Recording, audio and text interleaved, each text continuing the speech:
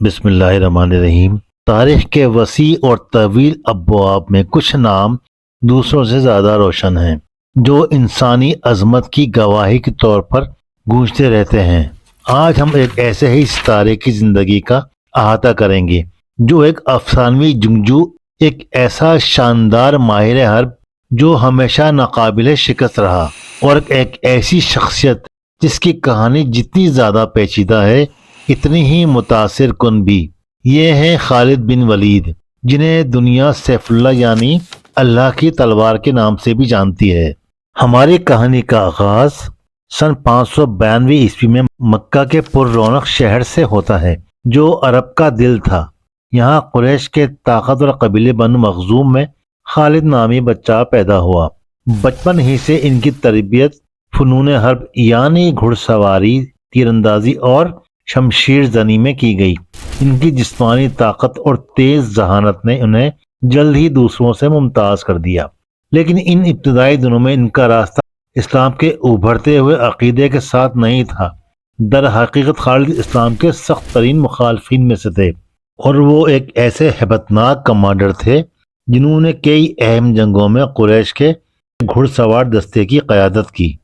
ان کا ذہن اتنا تیز تھا کہ انہوں نے ایک نئی حکمت عملی کے ذریعے غزوہ احد میں ایک بروقت قلعہ بازی کے ذریعے مسلمانوں کو شدید نقصان پہنچا کر جنگ کا پاسہ ہی پلٹ دیا تھا۔ تاہم تقدیر نے خالد کے لیے ایک ڈرامائی موڑ رکھا تھا۔ 629 عیسوی میں ان کے اندر کچھ تبدیل ہوا۔ شاید یہ ان مسلمانوں کا غیر متزلزل ایمان تھا جن سے وہ لڑے تھے، یا کوئی گہرا ذاتی بلاوا۔ وجہ جو بھی ہو، خالد نے مدینہ کا سفر کیا اور اسلام قبول کر لیا۔ یہ قبول اسلام نہ صرف خالد بن ولید کے لیے بلکہ اسلامی تاریخ کے رخ کے لیے ایک اہم موڑ ثابت ہوا۔ وہ ایک طاقتور دشمن سے بدل کر پیغمبر صلی اللہ علیہ وآلہ وسلم کے معتمد ترین ساتھیوں میں شامل ہو گئے۔ ان کی عسکری مہارت جو کبھی مسلمانوں کے لیے خطرہ تھی، اب ان کے دفاع اور پھیلاؤ کے لیے وقت تھی۔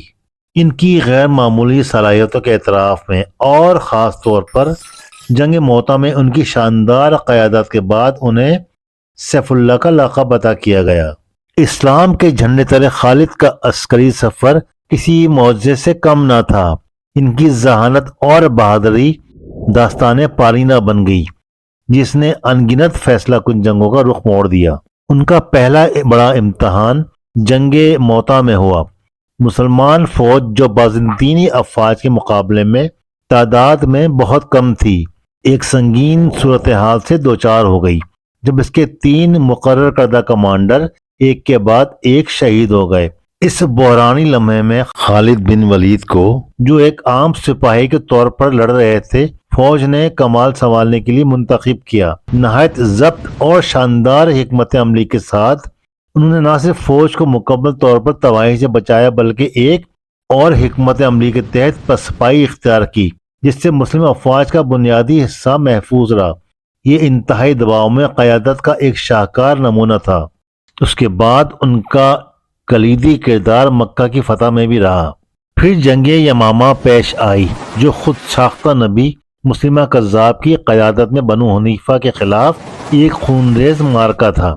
جنگ شدید تھی اور مسلمانوں کی صفیں ٹوٹنے کے قریب تھیں، لیکن ایک بار پھر خالد بن ولید کی قیادت چمکی۔ انہوں نے اپنی افواج کو دوبارہ منظم کیا اور ایک دلیرانہ حملے کی قیادت کی جس نے دشمن کے حوصلے توڑ دیے اور بالآخر ایک ایسی جیت حاصل کی جو نوآمود اور اسلامی ریاست کے استحکام کے لیے ناگزیر تھی۔ رسول اللہ صلی اللہ علیہ وآلہ وسلم کی رحلت کے بعد جزیرہ نما عرب انتشار کا شکار ہو گیا۔ کئی قبائل نے مدینہ سے وفاداری ختم کر دی جس کے نتیجے میں جنگ ارتداد کا آغاز ہوا۔ پہلے خلیفہ حضرت ابوبکر صدیق رضی اللہ تعالیٰ عنہ نے جزیرہ نما عرب انتشار کا شکار ہو گیا۔ کئی قبائل نے مدینہ سے وفاداری ختم کر دی جس کے نتیجے میں جنگ ارتداد کا آغاز ہوا۔ پہلے خلیفہ حضرت ابوبکر صدیق رضی اللہ تعالیٰ عنہ نے حضرت خالد کو عرب کو دوبارہ متحد کرنے کا عظیم کام سونپا۔ تیز رفتار عسکری مہمات، سفارتی مہارت کے امتزاج کے ساتھ حضرت خالد نے پورے جزیرہ نما میں نقل و حرکت کی بغاوتوں کو کچلا اور قبائل کو دوبارہ اسلام کے دائرے میں لے آئے۔ جنگ ارتداد میں ان کی کامیابی نے جزیرہ نما عرب کے